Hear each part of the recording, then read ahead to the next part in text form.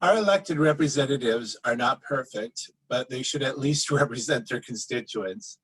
Our next presenter is one of several Wisconsinites featured in the newly released 12-letter film documentary, Can You Hear Us Now? Sheila Plotkin, thank you for coming. Founder of We the Irrelevant. Go ahead, Sheila, I'm sorry. Okay. My talking stopped, so. Thank you, John. Hello, everybody. I am Sheila Plotkin, and I am the founder of the website We the Irrelevant, formerly known as We the People, where I publish data that I've gleaned from public records requests sent to the Wisconsin State Legislature. I'm speaking to you from my Madison apartment. Wi-Fi can sometimes be troublesome here, so I apologize in advance for any freeze or other interruption. If it happens, please be patient. I know how to get back. I want to thank John Stanley for inviting me to talk to you about Wisconsin's public records law. The term open records law is used interchangeably, so you'll hear both. Another thank you to the presenters I've heard today. I've learned a great deal from you, and I'm very grateful for your time and effort and expertise. It's a pet peeve of mine when speakers read aloud to me that which I can read for myself. And so I don't plan to read to you unless you ask, in which case I'm more than happy to do so. If you have any difficulty reading what's on the screen, please let the moderator know immediately. Two more things. If you have questions for me, you can use the Q&A tab at the bottom of your screen, and I'll address those at the end of my presentation. And secondly, this entire presentation is or soon will be available on the WGN site as a PDF, so you don't need to write it all down. Now, I need to share my screen.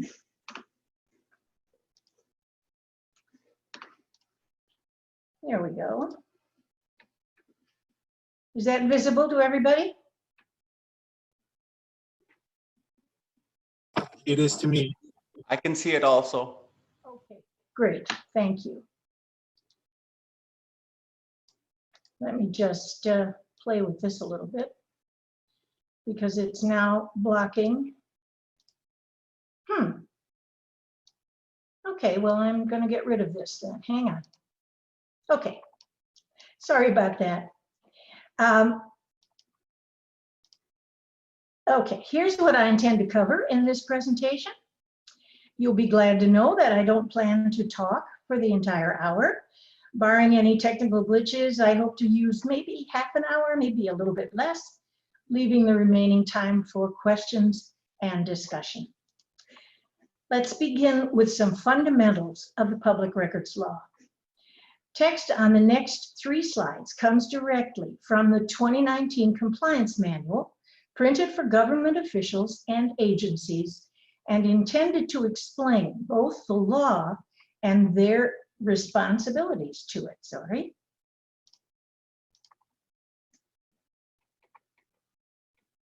I've always thought that this statement is something of which we can all be proud. As you read it, think about the impact it has for our democracy.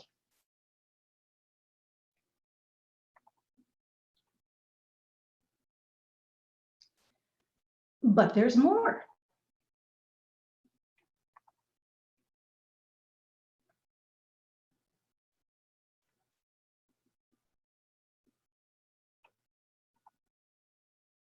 And this one. The highlights here are purposeful.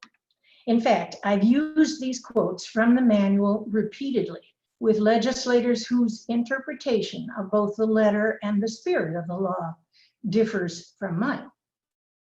The phrase routine duties suggests that my taxes and yours are already paying staff and the legislator for fulfilling their responsibilities in this regard.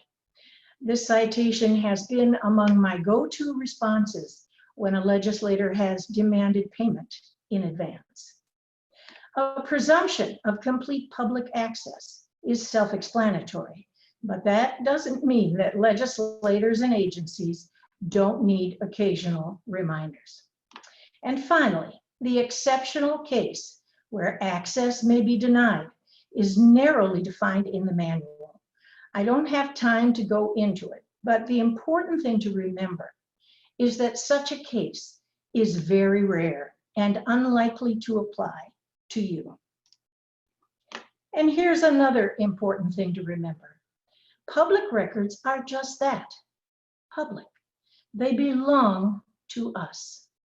In my experience, those few legislators who would rather not be bothered by public records requests occasionally forget this principle. They tend to behave like property owners defending their boundaries. I put those who choose to levy fees in advance in this category. Here are some quotes from the law itself regarding charging fees for public records. Note that every clause says may, not shall. It's clause E that I have come to believe matters most to individual citizens acting in the public interest. The legislators who wrote this law in 1982 gave themselves the right to decide whether to charge. So when a fee is levied, I always ask myself, why? Why did they make this choice? What's their motive? The compliance manual explains clause E this way, and the key word here is discretion. Charging search and retrieval fees is a device that some legislators use or threaten to use. I have paid for records only when I was temporarily disabled and needed them mailed to me. This is an issue which neither the law nor the compliance manual address. I see a difference between requesters. Think about whether you do too. For example, a media outlet or a law firm with a large investigative budget versus a private citizen acting in the public interest. Should the law recognize this difference? Should private citizens acting in the public interest be protected from fees? This issue has never been brought to court, but recently, in dealings with John Nygren and Robin Voss, I've had occasion to think about doing just that. Now, I'd like to move on to why one would use the public records law. Quite simply, one uses it to find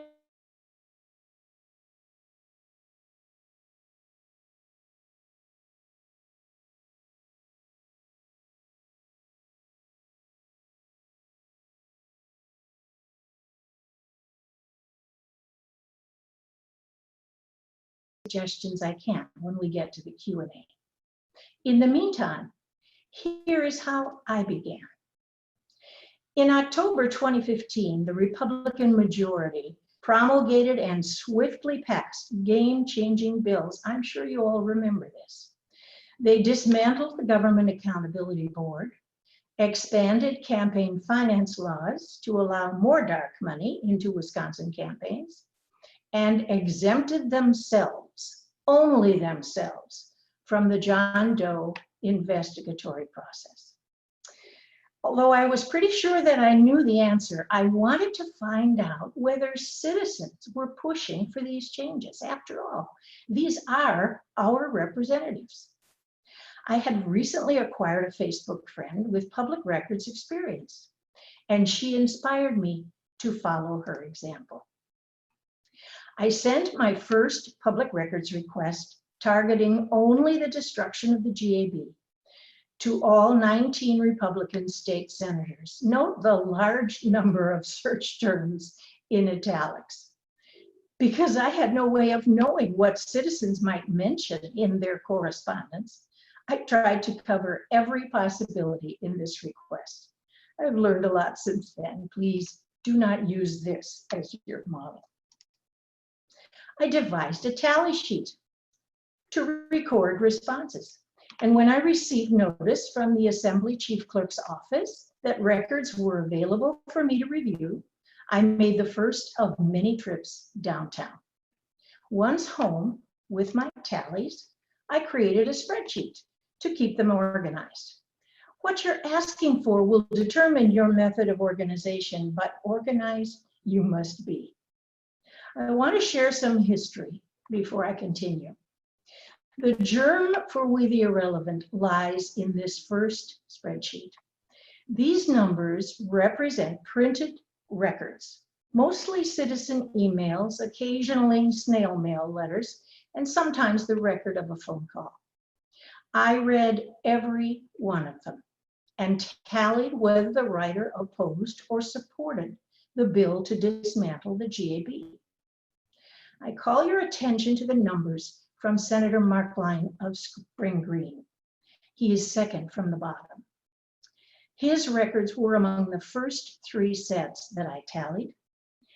When I saw the enormous discrepancy of 110 to 2, I immediately felt that I'd stumbled on something important.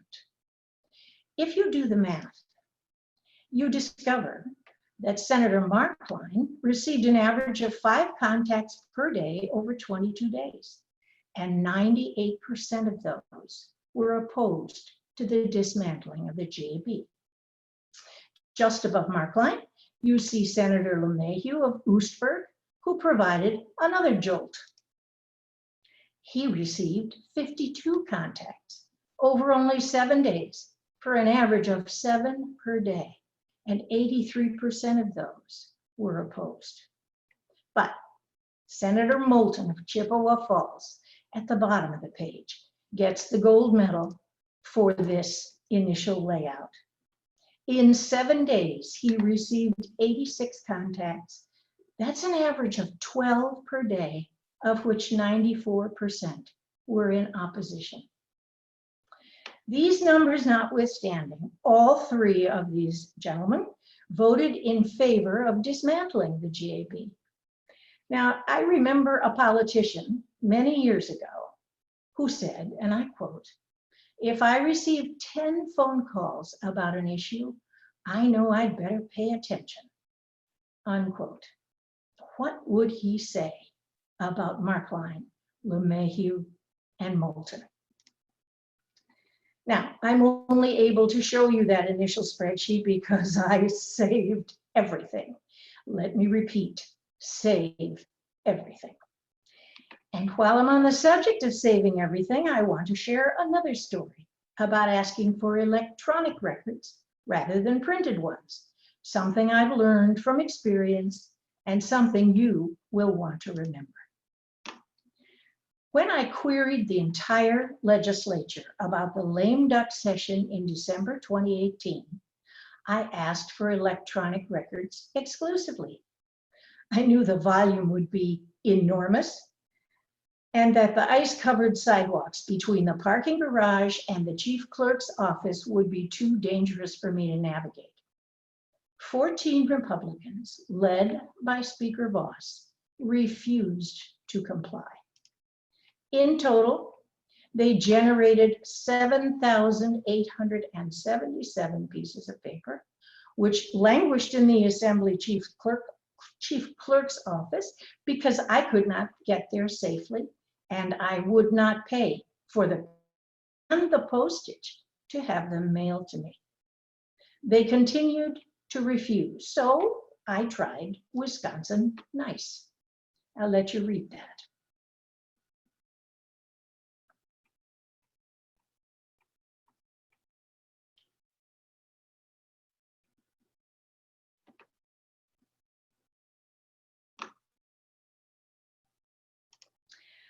One of the non-compliers was Scott Krug of Nakusa, who had lost the first ever electronic records suit to bill leaders in Dane County Circuit Court.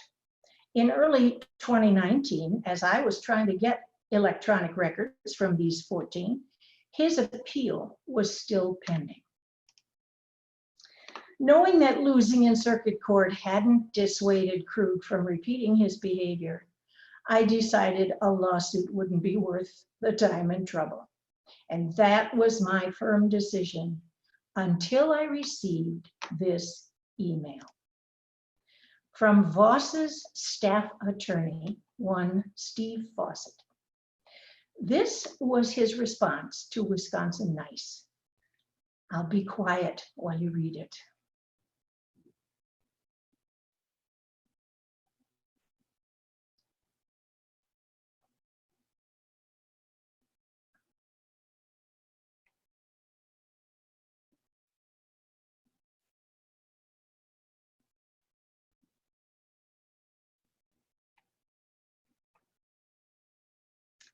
I'll remind you that he had been told repeatedly that I physically could not get to the assembly clerk's office, and that I had asked specifically for electronic records.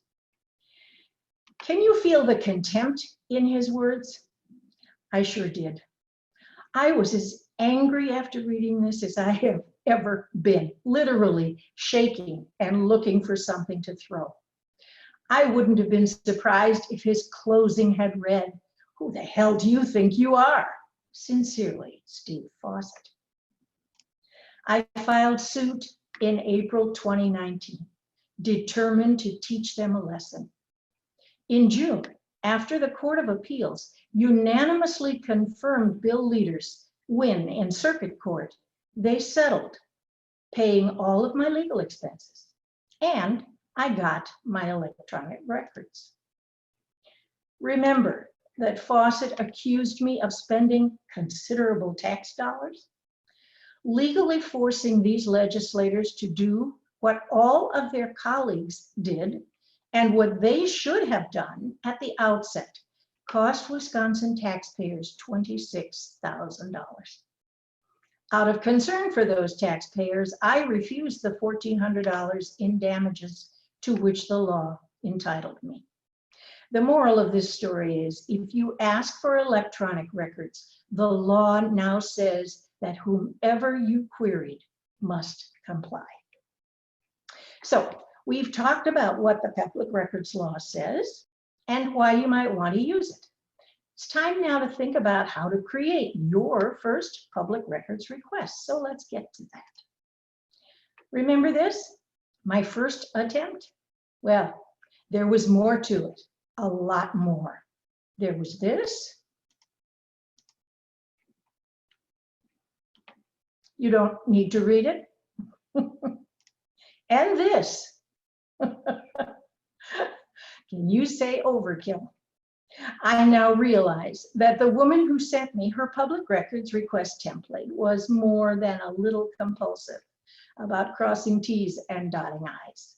And out of sheer ignorance and a desperate need to do it right, I simply changed a few words to reflect my purpose and sent them off. I want to save you from making that mistake. So here's the first of 3 more slides with text from the compliance manual. I do want you to read these carefully. They will save you a great deal of time and typing. Take your time, but remember, I'll make this available as a PDF.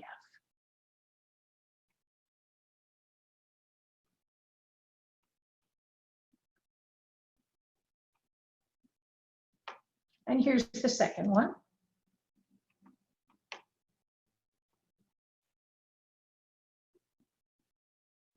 And one more.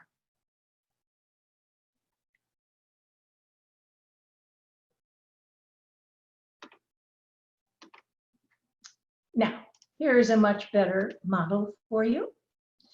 It's my most recent public records request from May 2019. You notice any difference between this one and the first one? Yeah, so do I. It's a lot shorter for starters. This is the entire request. And if you wanted to use this as a model, I'd recommend substituting your own language and terms where you see the highlights. If you find any of it unnecessary, feel free to toss it. Remember, the law places very few burdens on the requester when it comes to how you ask. I'd like to take this particular request apart for you, Recall that I said I often quote the compliance manual? There's a reason for that. I want them to know that I know what it says. I want to remind them in case they've forgotten or in case their staff is inexperienced. In these paragraphs from May 2019, I needed to reinforce the history of the electronics issue. I also want to cut them off before they consider charging me a fee. But as we've seen, that doesn't always work. And here's another example. I never got Nygren's records because I refused to pay his ransom. Now, let's do a quick review. I've shared information about the law, some of my history using it, and talked about why you might want to use the public records law to gain information from an agency or an elected official. You've learned what the compliance manual tells records custodians about the law and their responsibilities to it, and why good record keeping matters. You've seen both a poor and a much better example of a public records request. Now I want to take a closer look at what the compliance manual says about language and format. The two most important ideas here are highlighted for you. The rest of it is really not that important. But let's look at the other paragraphs from the manual. My requests are always in writing because I want a record of them. I also want a record of the response and certainly of the resistance, if there is any. Without all of my records scrupulously saved, I wouldn't have been able to file my lawsuit. You can certainly make a public records request by phone, but I have never done so, and I do not recommend it. I suppose there could be a good reason to remain anonymous, but again, I've never done so. And as for stating the purpose of the request, I've done that only on 1 or 2 occasions when I was trying to convince a legislator not to charge me a fee. Under that circumstance, I've included this sentence: I am a senior citizen trying to perform a public service. I'm very careful to be specific as to subject matter and length of time. It is never a good idea to just ask for everything the authority has ever received or seen on a subject. That opens the door to excuses like undue burden and disruption of normal business. And as for form, I've developed my own over the years, as you've seen, and I'm comfortable with it. But I am not suggesting that other formats wouldn't work just as well. If you think carefully about what records you want, and if you have that firmly in mind, it's fairly easy to describe them for the authority you're addressing. Now, let's talk about resistance. I've certainly had my share of it, but again, those who resist are in the minority. Would you encounter it? Possibly. I've made it a practice to be Wisconsin nice in most of my exchanges with legislators and or their respective staff members. Except in a few cases, you remember Steve Fawcett, I believe that has paid off. For example, sometimes the only response I receive is the pro forma one that acknowledges my request and tells me they're working on it. I wait a couple of weeks for the records themselves. And if they don't come, I send an email saying, I know how busy the office is, how easy it must be for things to get lost, and that this is merely a friendly reminder that I submitted a public records request on such and such date. This approach nearly always yields an apology. Sometimes the apology is accompanied by a statement saying that they thought they had sent the records or that they've been particularly busy this month, etc. It's unusual not to receive records after this sort of polite exchange, but as we've seen, there are exceptions. Here is an early and egregious example of resistance made even more offensive by the fee accompanying it. This 2016 request related to bills on public education funding and management. Representative Jeremy Thiesfeld of Fond du Lac was the chair of the Assembly Committee on Education. I had testified against the first bill he introduced after his election, calling him out for his parroting of ALEC soundbites. Perhaps that had something to do with his response to my request. Note that he offers me a refund. It's important to know that at the time, the Assembly Clerk's office had absolutely no mechanism by which to issue refunds. I know because I asked. After more email exchanges with his chief of staff, I abandoned Wisconsin Nice and let it fly. I never received an answer, but I'll confess that I felt better. And as for the records I asked for, this is what I received from Representative Thiesfeld. He is not the only legislator to behave badly, but let me repeat, they are in the minority. Now, I'd like to talk briefly about what to do with the responses you get from your public records request. That will primarily depend on why you sent it. Did you want to alert the public about a particular issue? I created We the Irrelevant for just that purpose. But you don't need to build a website. These days, there are a lot of ways to spread the word. You can use them all. Just remember, be ready to document what you say using the records you received. That is why you save everything. So let's review. Here's what I've covered. The what and why of the Public Records Law, what the compliance manual says, and how to use its language to your advantage. The importance of good record keeping, how and how not to write a request, examples of resistance, and finally, what to do with the information you get. I hope you'll find all of this helpful when and if you decide to make a public records request. If you think the task is daunting, please take comfort in the fact that when I began, I had absolutely no clue what I was doing and no inkling of where it might lead. And now, 5 years later, I have a website with more than 250,000 unique visitors, a Facebook page where posts sometimes reach several thousand people, a collection of records that documents what most voters already believe, that our elected representatives no longer are responsive to what we the people want.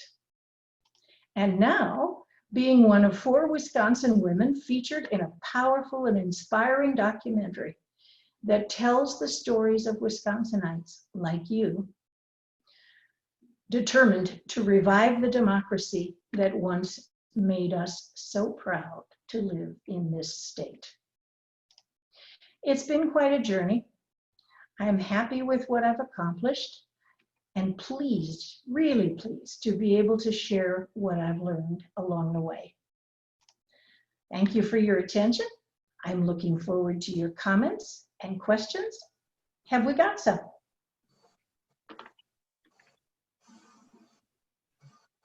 I have one. I was wondering if you've ever seen any good news come out of the open records laws, anything that surprised you or made you pleased with a representative? Yes, for sure. There have been some who who tried to send me printed records, and then I went back to them and said, no, I want to remind you, I asked for electronic, etc. And they complied. And John, as I've said, the majority of the legislators have given me what I wanted. I've received their records. That's where my big numbers come from. And they've done it for the most part in a timely fashion. But there are these few who really just seem to want to make me go away. So I think it's good to know that the majority are cooperative. When you were talking about manners, Sheila, and we're suggesting a timely fashion of giving them a chance to a reminder of records, what do you suggest that time? Well, it sort of depends on who you're dealing with. If I have a history with a legislator, I'm gonna make sure that I'm on top of that time frame. But sometimes they just forget. And if it's in the beginning of a legislative session, they may have new staff and their staff doesn't know. So I wouldn't want to put a time limit on it. I think I said I usually wait a couple of weeks after the pro forma acknowledgement that they've gotten it. The law says they are to respond within 10 days, but the pro forma thing that says we've gotten it and we're working on it, that qualifies as a response. That doesn't say they have to give me the records in 10 days. So the process can take quite a long time, but I don't think it's realistic to slap a time frame on it, because they're all so different. You're dealing with 132 different people with staffs of varying experience, etc. Yeah, I went, excuse me, this is Aaron. Hi. Hi.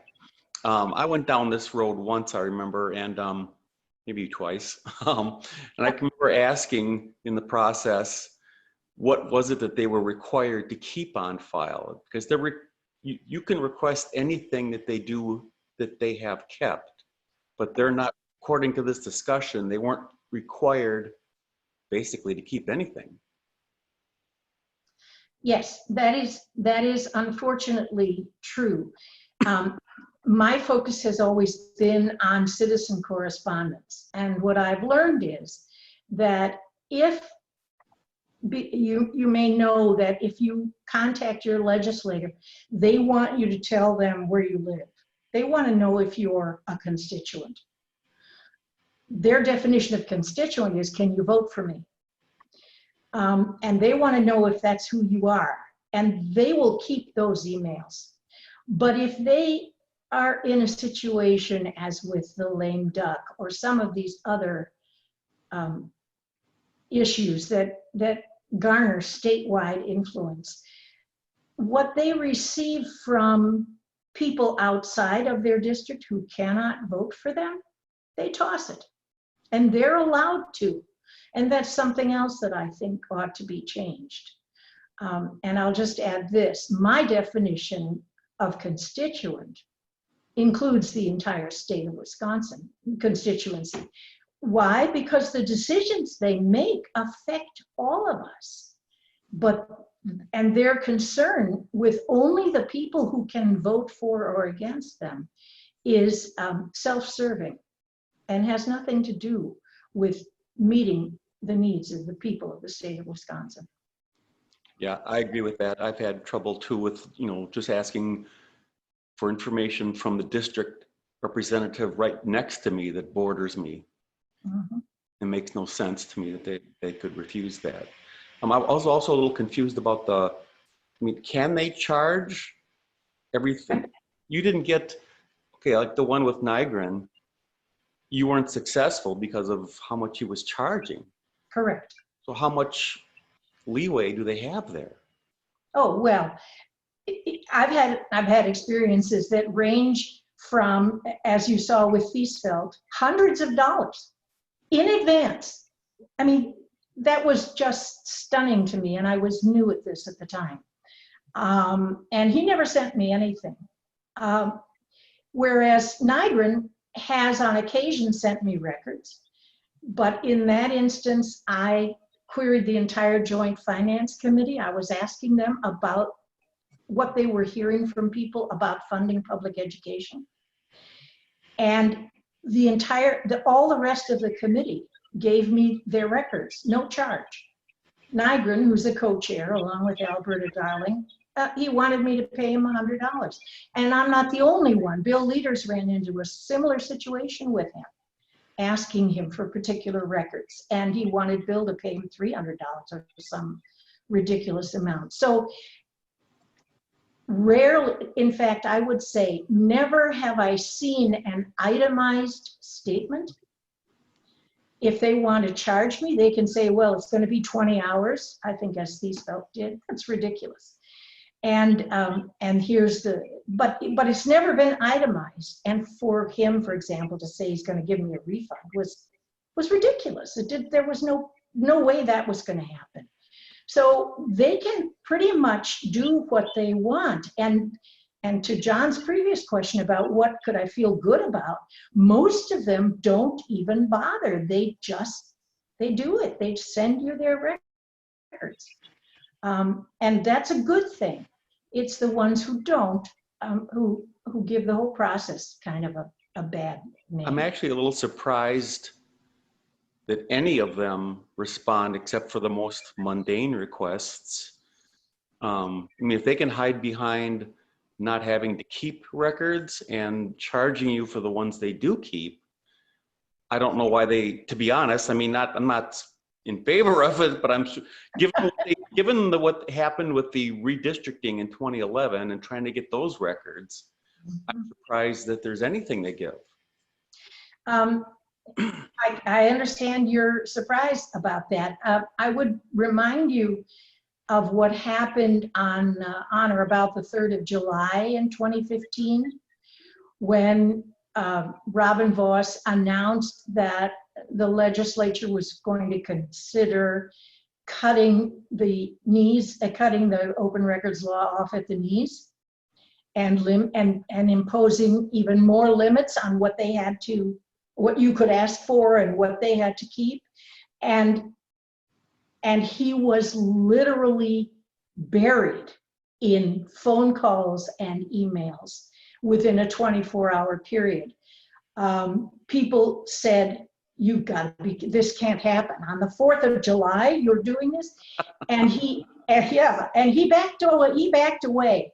I never believed he wasn't going to come back at it, but he never really has. And so I think somehow or other, this feels to many of them, even to Robin Vos, like a third rail. And now that the court has come down, the appeals court has come down unanimously in favor of electronic records, they're looking for other ways to obstruct without violating the law. And charging, as I said, is something they get to decide. So I kind of think that I'm probably going to see more invoices than I've seen in the past. I've had some interesting experiences with invoices, but as I said, I've never paid any. I made up my mind at the outset, I would never pay for a public record. I mean, that's an oxymoron. So I wasn't going to do it. And again, I only ever paid when I needed them mailed to me. And that cost a fortune. But they do it because I think they do have a genuine fear that this idea of open records, of an open government where people are entitled to know what you've been up to, I think that worries them. Now, if they maintain power, if we can't take back at least one of the chambers of this legislature, I don't know I don't know that will continue, that fear of touching this particular thing. I can't predict that. I don't know. Well, I think we know they're going to maintain the majority, at least in the assembly, for sure. And some of the best information that came out of those record requests or Freedom of Information Act, I don't remember which, of the redistricting was actually sent by accident. They actually included some spreadsheets that weren't requested, that really reveal what they were doing. And can you explain them? So the Freedom of Information Act and an open records request, I've forgotten the distinction. Well, freedom of information is what you use, as far as I know. I've never couched my requests in that, because that's the federal. That's how you can get stuff from the federal government. But when you have an open records law, like the state of Wisconsin does, and you want to query state legislators and agencies, that's what you use. So I've always quoted that law. I probably could accomplish something similar using freedom of information, but that's not how I began, and so I've never done it. I am aware that the Congress gave itself permission to not keep correspondence. So you cannot get that, for example, from Ron Johnson, who likes to say he's doing what his constituents have asked him to do. But if you wanted to get emails from him, you can't do it because he's not required to share that with you. That's at the federal level. Wisconsin is much better off in that regard.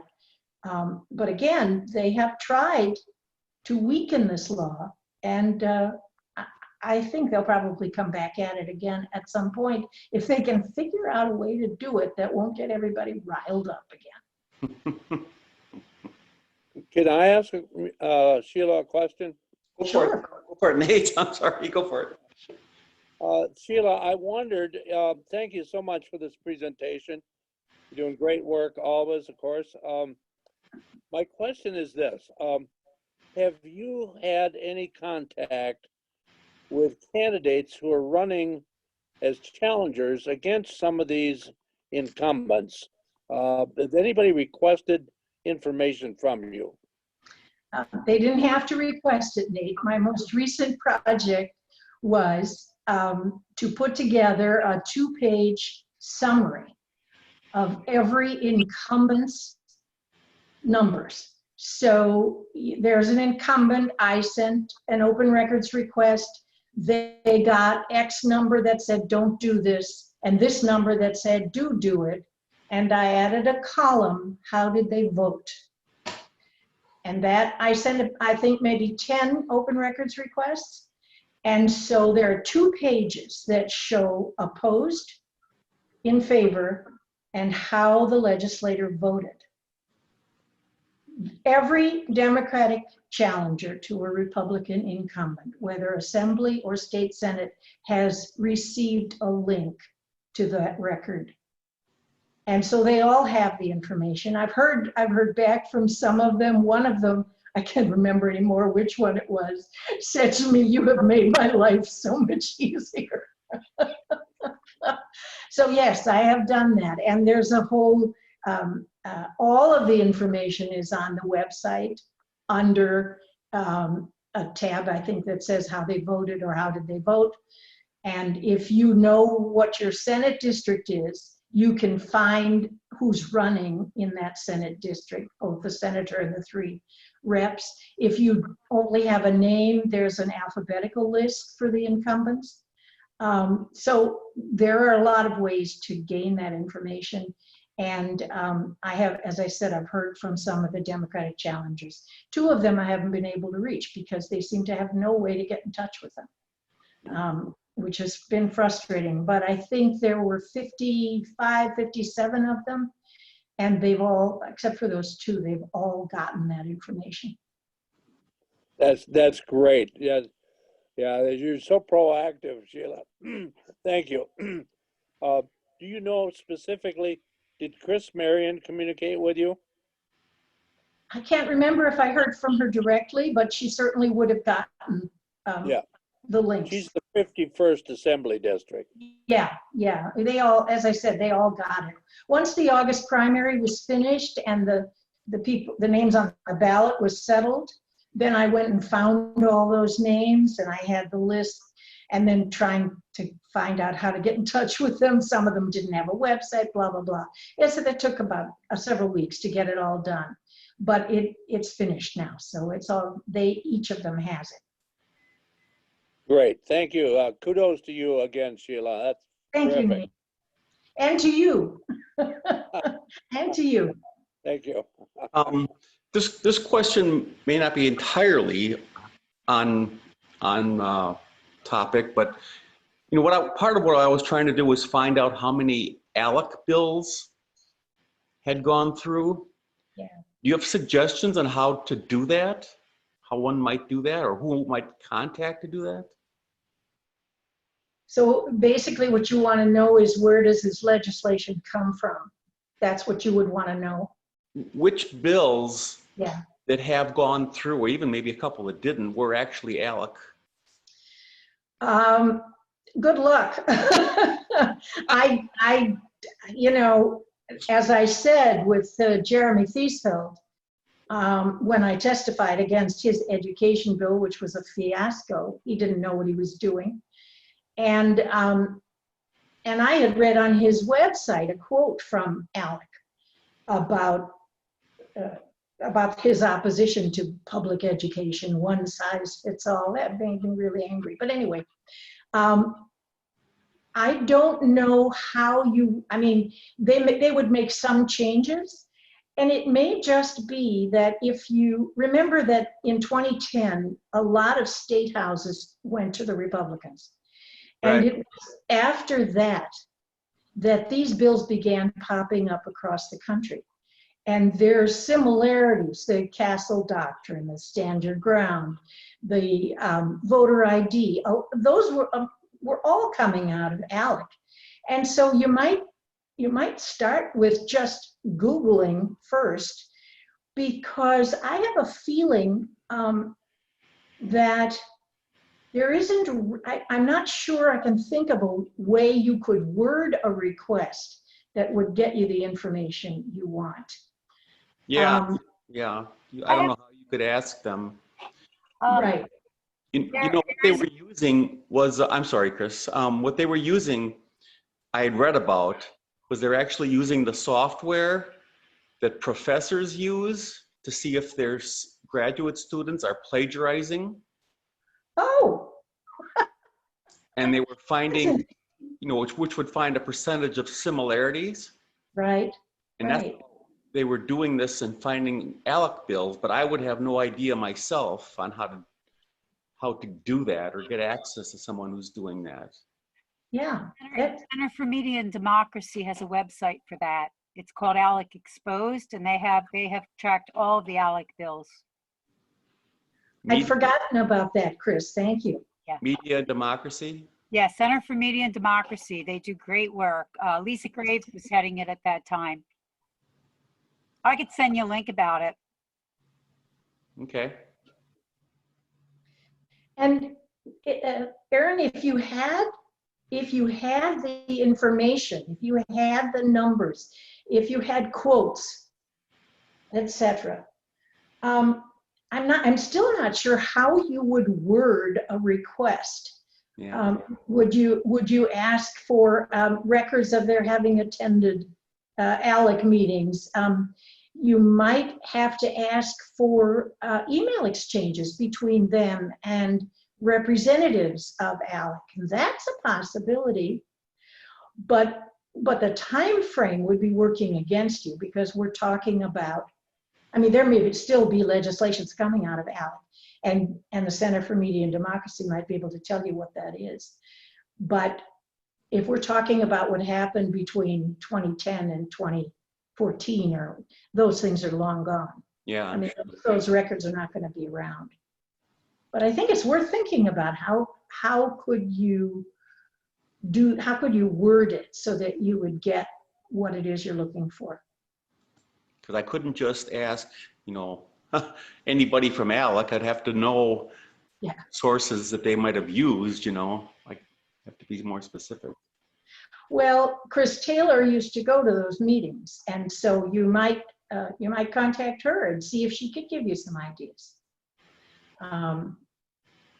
I always admired her fortitude to be able to go there and listen to what she had to listen to. And before her, it was Mark Pocan. So those are two possibilities you could ask. I'm sorry, what was her name again? Chris Taylor. Oh, yeah, okay, yeah. Yes, and Mark Pocan, who she took his place as the member, the Democrat from Wisconsin.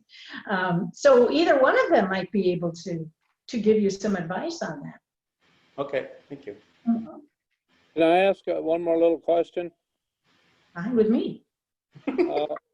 Sheila, I may have missed this because I had a call that interrupted my listening to your presentation, but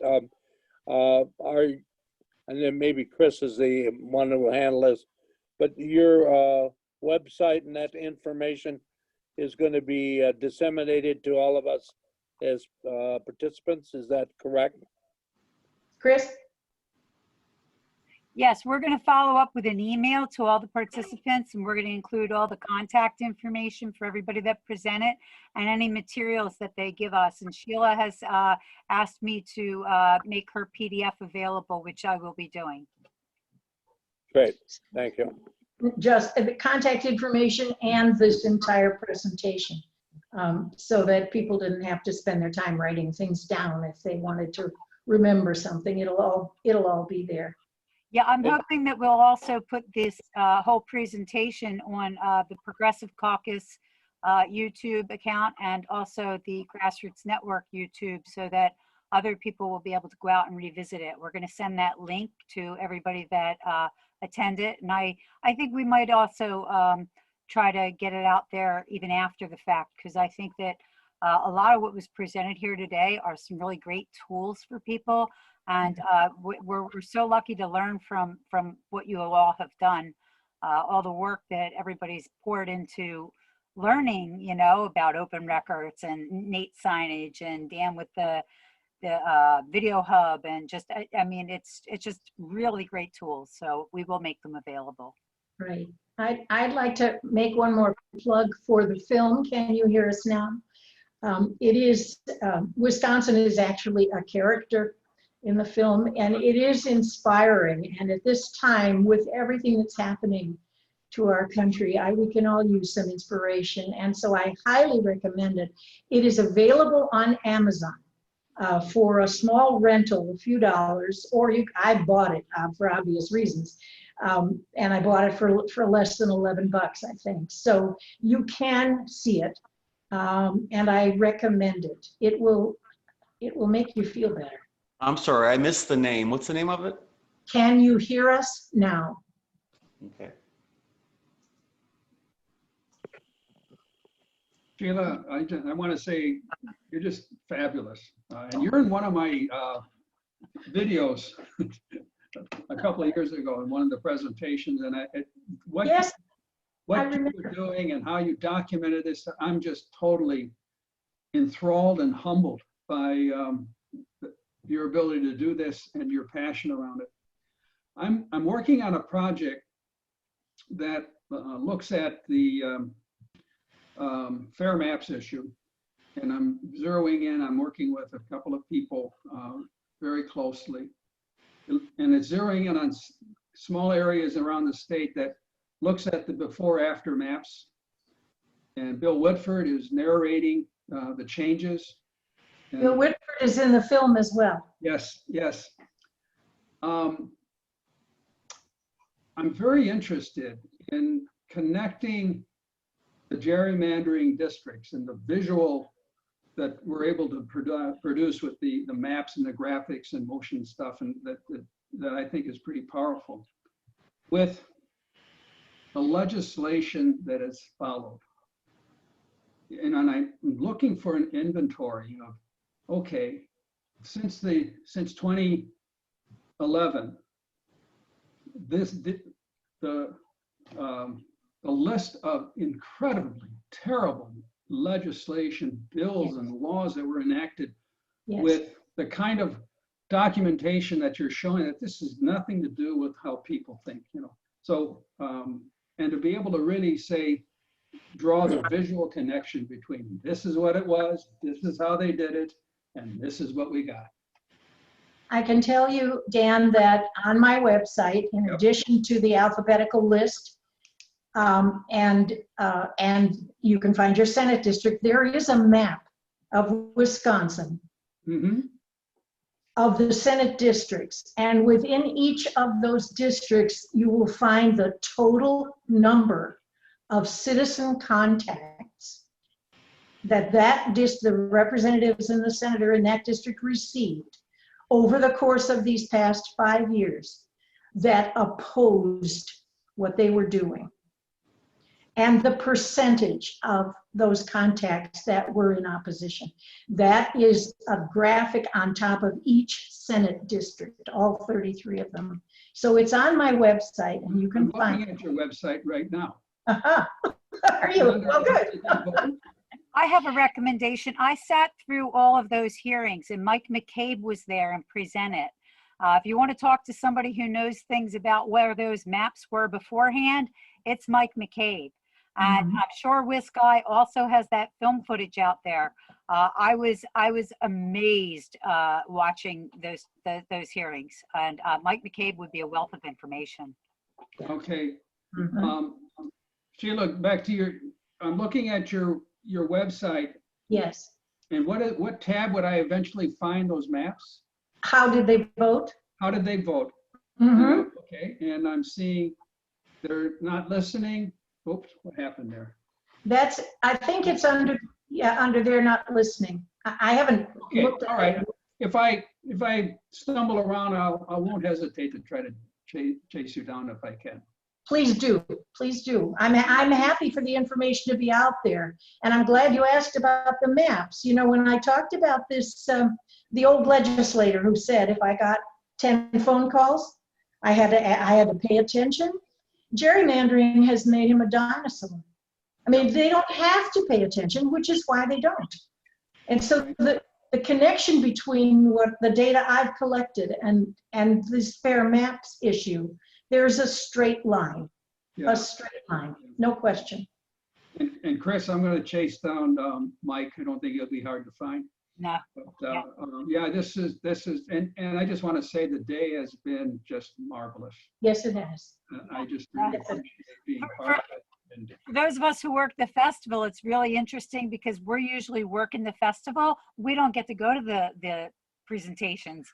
So for me, it's kind of like, this is really cool. I'm getting to see all the presentations. that's part of, you know, the joke I make with my live streaming. I say I live streamed all this stuff, but I wasn't there. I was too busy. You know, yeah, I filmed it, but I don't know what the hell they said. Yeah. Again, I'm tickled pink. An honor to be among the group here. Thank you so much. As in, Can I just add another thought here? I'm so privileged to be part of this network myself. But one of the things that, Dan, I want to hold up that you are such a key part of is providing a video record of these events. And we're so thankful for all the work that you're doing. We're all working in these different spheres, and they, of course, are like a Venn diagram. They all overlap in trying to defend and protect our democracy. And I am also interested in a way to develop some kind of a video presentation or log or record. We got a little start here today with signage, but there is a bigger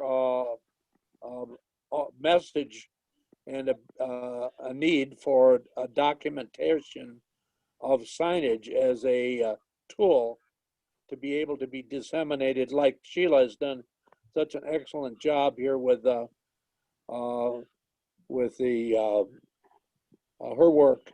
So that's something I would like to explore in the future. I had a interview last week with a documentarian. I think his name is John McCarthy. I don't know if that rings a bell with you, Dan, but he's a freelance documentarian, and he was here talking with me about issues pertaining to the election, as to how prepared rural parts of the state are to deal with the upcoming election. So that was the focus of the documentary he was doing. But I talked to him, of course, about signs, and he said, I've heard nothing about this. This is kind of fascinating to me. And so I'm hopeful that maybe he will come back and do some documentary on that subject. But I just think we should explore, Dan, in the future, if you have any opportunity or interest in trying to do some work, in that general area. I can say right off the bat, I'm totally interested. I loved your presentation, and I'm sitting here in Milwaukee Central City, and all I see is Biden signs.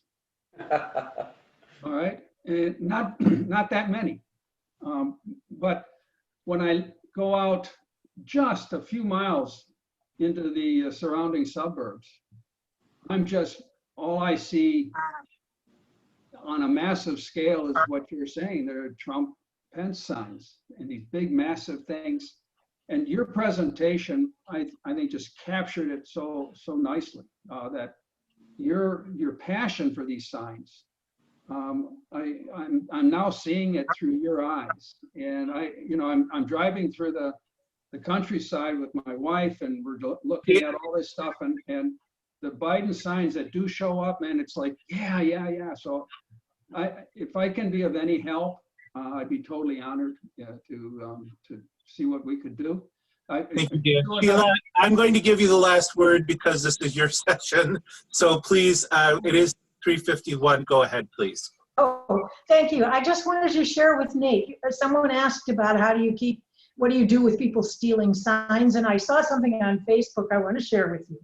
They had a Biden sign, and next to it, it said, "Every time this sign disappears or is vandalized, we make a $25 contribution to the Biden-Harris campaign. Thank you for your support."